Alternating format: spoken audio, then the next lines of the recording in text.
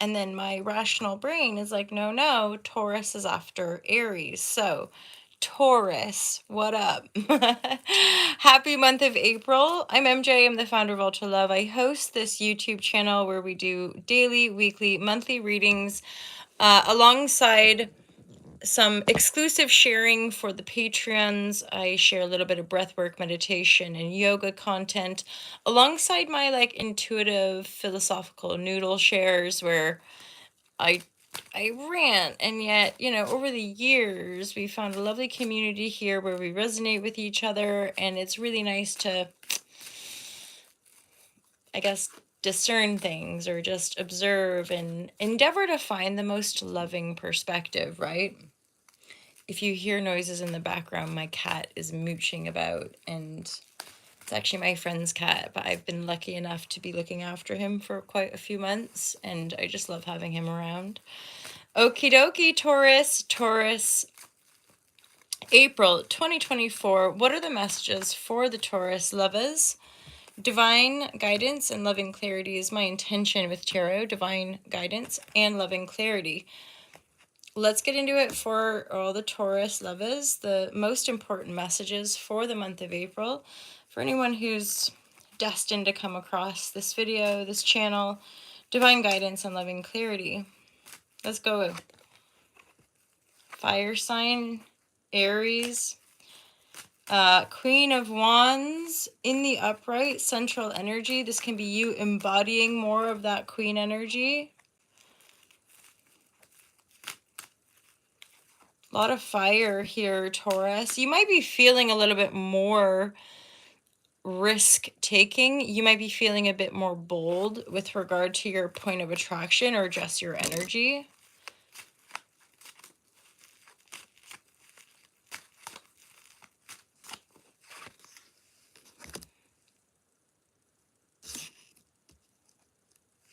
Some of you might have moved to calmer waters, mentally speaking, around a death or a loss. This could be representative of a transformational cycle that you have been in, that you've been processing, and you finally moving to calmer waters. Like, people talk about ego death or dark night of the soul. It's usually an uncomfortable phase of life. Like, nobody really wants to be in it. It's just that we go through this sort of purgatory darkness before coming out the other side, as it were. So I feel like you're gently moving yourself to calmer waters, which I'm hearing something like, which is closing out this chapter, which is helping you to make peace maybe with the losses and or with the death. I do, for some sense, like this is energies of like a phase of life where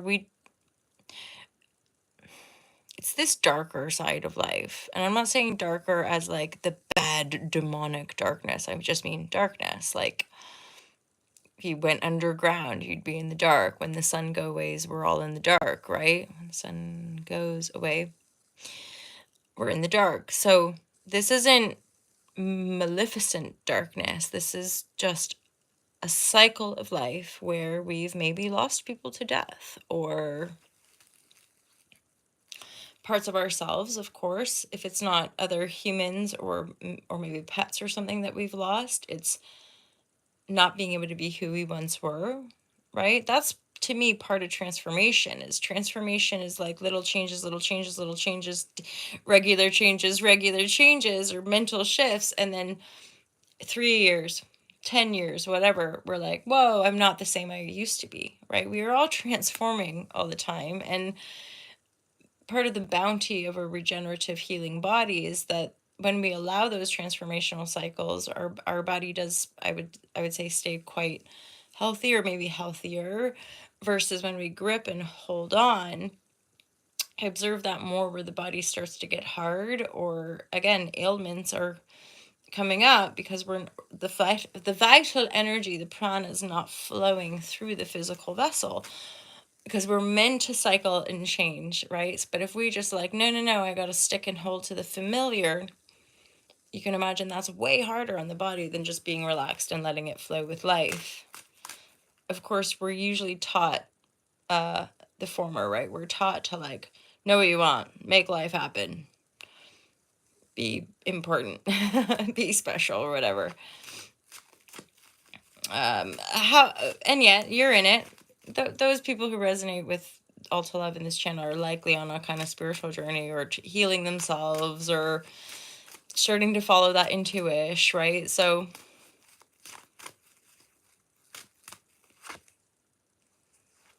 you're coming through as this Queen of Wands, I would say, for sure.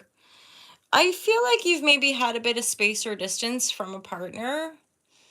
The partner, the king, is in, it doesn't matter the gender, okay? But the partner, there's a bit of distance between you, and this is proving to be successful. Okay, a few examples, like if you're a long-standing relation and you decided to live in different accommodations or dwellings, this is a positive thing for the relationship. This person needs space. I'm really getting this person that you're taking space from really needs it. So yeah, maybe there could be a part of you that's like doubting something about this new beginning that you're in.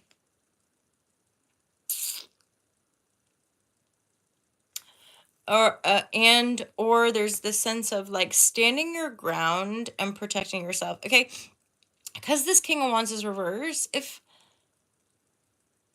it's like a suspicion or something's going on, or you're like, are you telling me the truth or not? That's why you're taking that space, and you're gonna stand your ground. You're like, I don't know if you're telling me the truth, and until I know for sure, see you later. You know, like if you can't get, plus I'm looking at these cards, this king is in the reverse, so I'm like, they're not fully upright, they're not giving you the whole truth and nothing but the truth. Their back is turned and they're looking in a different direction. So I'm thinking like, yeah, you may be reflecting on the situation going, yeah, I think it was probably good to take space from you. I don't know that you're gonna be able to show up the way I'm asking or the way I'm needing. So there's something like successful about you pulling your energy back, standing your ground with regard to how you like to flow and your values are. And that's part of going through these death energies. We do, as painful and or even traumatic, grief oriented as these death cycles can be, we rise from the ashes. We are reborn after these cycles. So this is like that gentle energy of like starting to feel more empowered.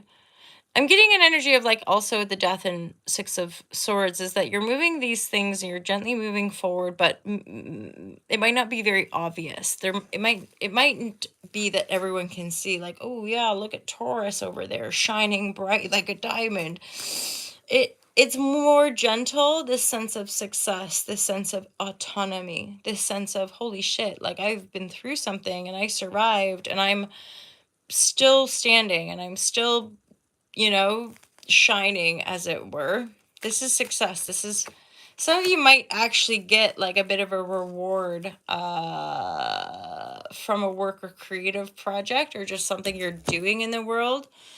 And then the King of Wands reversed with the Devil energy. I'm like, if nothing else, I would say this is likely a codependent situation, which is why one or both are wanting that space, because the codependency is likely sapping the energy, and that it goes both ways. This might be challenging for you and for them, but you're like, if you're lying to me or if you're just gonna do this, that, and the other, I'm gonna just stay my course. I'm gonna stay in my own lane, because if you're, these are not positive. A character in the reverse is usually not somebody in positive patterns of behavior. They could lie from time to time. They could, and okay, fair, people do what they do, blah, blah, blah. But I don't know about you, but it's not nice to be caught out. Like if you've ever lied and been caught out, it's like the worst ever. But then, well, personally, I think that's why a lot of us choose not to lie, is because in my experience, the truth will always come out, and both ways. So it's like lying and then getting caught is the worst, but living with lies is like kind of like almost, I want to say cancerous, you know, like when you have to harbor lies and like don't know what the fucking truth is. And then and then flip it around where if you, I don't know about you guys, if you've ever caught someone else and like having a chat, and especially people close to us, and like they just lie to your face, and I had that experience recently, and it was like a shock. It was so, I almost didn't know what to say or do. I was just sitting there observing the situation going, you're lying to me, like you're straight out. And so having distance, and again, in codependent relationships, we're more likely to lie, right?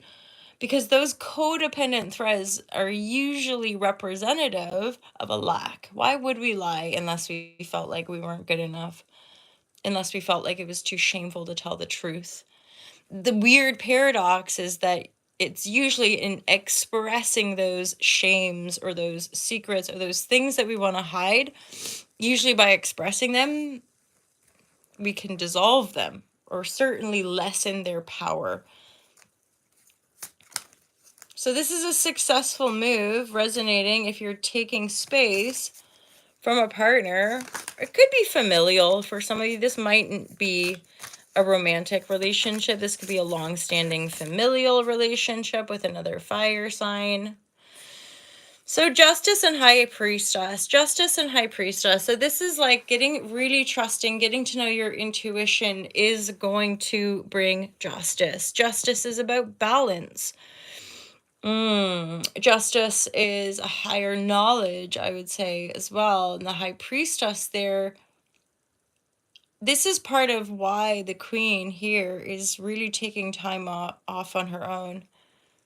Because she wants to know the spirit, right? Like, so, and I want to say too, I'm thinking of, you know, as the sun is approaching Taurus, so we're coming up to your birthday season. Obviously, if you're a Taurus ascendant, the sun's transiting the 12th house, which is often a time of reflectivity, death to a certain degree, right? The sun's transiting our 12th house, which is the last house before we are reborn into our solar return. So, and the sun very much is our like spirit, like who we want to be, who we are, what we're destined, you know, what our soul is destined to really work with or work through. And here it's like, for now anyway, there's something about shining, being yourself, being in your integrity, and almost like the sense of I would rather be on my own than feeding the devil, i.e., I'd rather be standing on my own 2 feet than feeding codependency. I'd rather have uncomfortable conversations than be bound to something sticky. I don't know if that exactly relates, but let's pick a few more cards here for my Taurian lovers. I'll move through all the different decks and see what final messages we get for the Taurus. Love is supreme in this month of April. Shapeshifter, transformation, lizard energy. There's something here, yes, about your ability to change. But the shape-shifting energy is making me think also of like, this could be a bit of a renewal time for you, especially with this rebirth energy. Some of you just on a material plane level, you might just change your wardrobe. You might change your hair. The lizard makes me think of shape-shifting. So you might change your hair, you might change your clothes, you know, there's plenty here for you around. But there's something kind of fun and colorful about it. So it's not, yeah,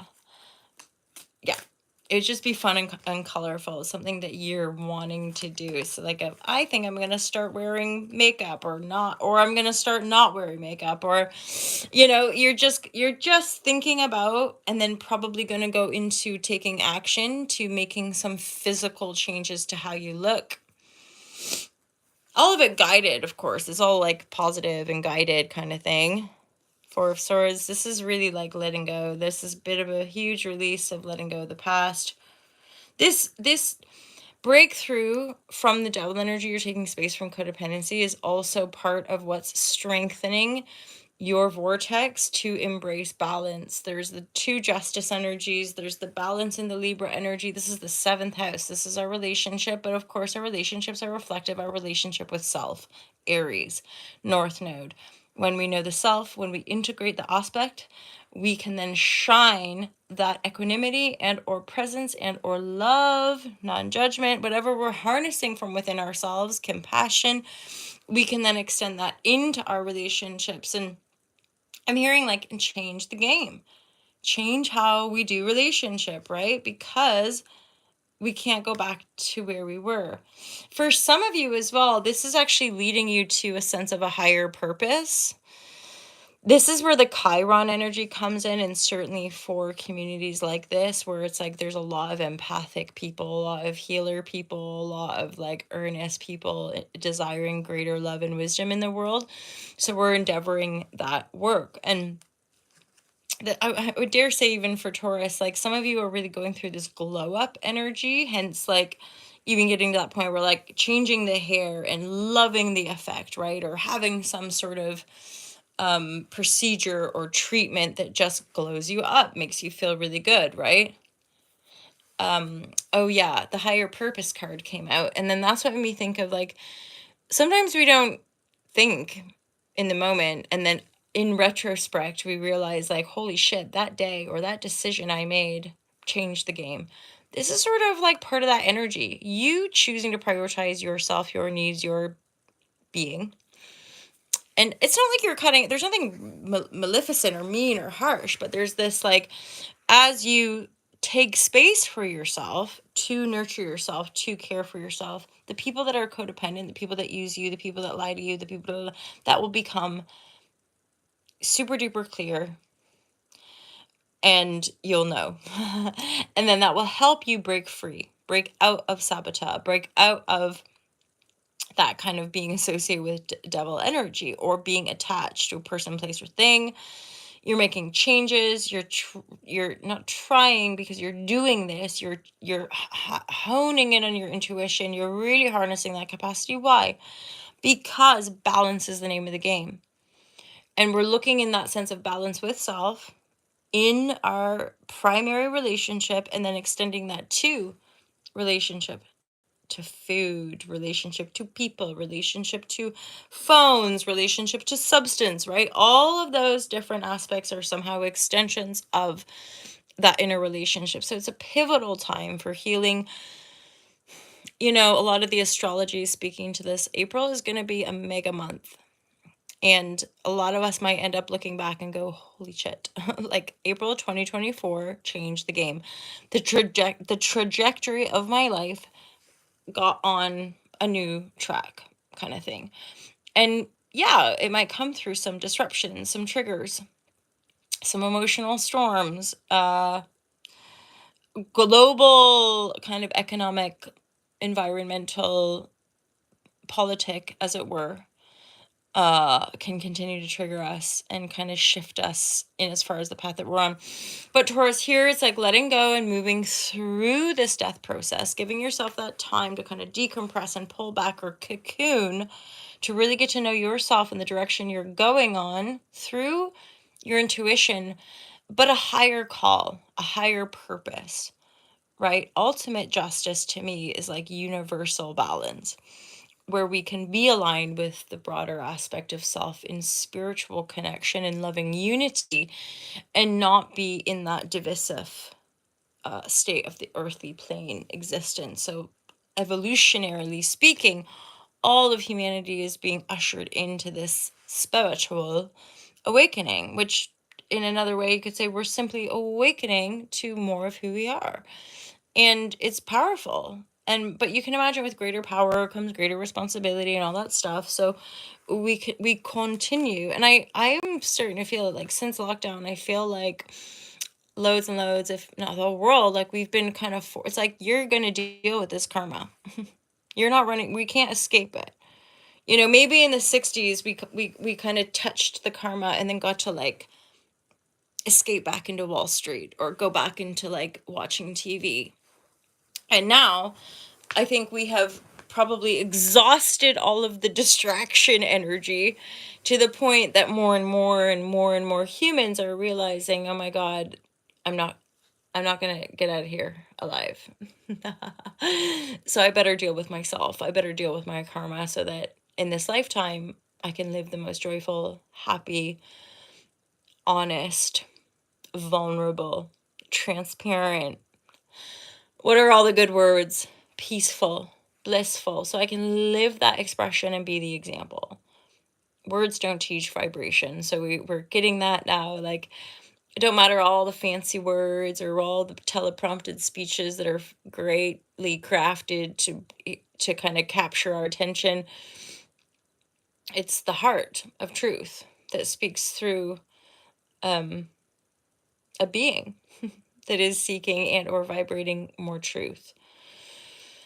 And so that's part of the breakdown of many of the global power structures that are built upon that false perspective or that false perception of separation.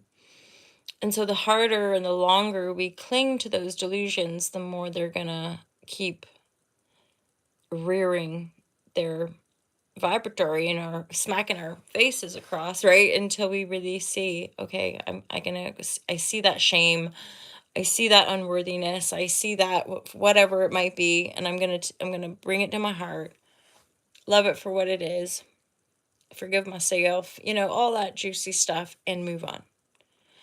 Little bit of stuff to work through here, Taurus, but I know absolutely you guys got it going on. You're definitely stepping into probably not like, it could be triggered and or catalytic within a romantic relationship or familial relationship, but actually this is a game changer as far as the pentacle and the wand. This could have a pretty big structural change on your working life and your creative life.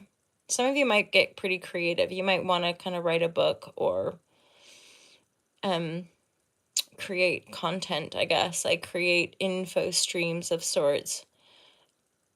Interesting. I can feel the Gemini energy coming through. Isn't that interesting? Taurus, thank you for being my internet friends. Thank you for liking and subscribing. And if you enjoyed this, feel free to share with people you feel it could be useful to. And feel free to sign up to Patreon and, of course, buy yourself a lovely Ultra Love jumper, hoodie, t-shirts. And for now we've got some girly, I have a pair too. They're loungers, love loungers.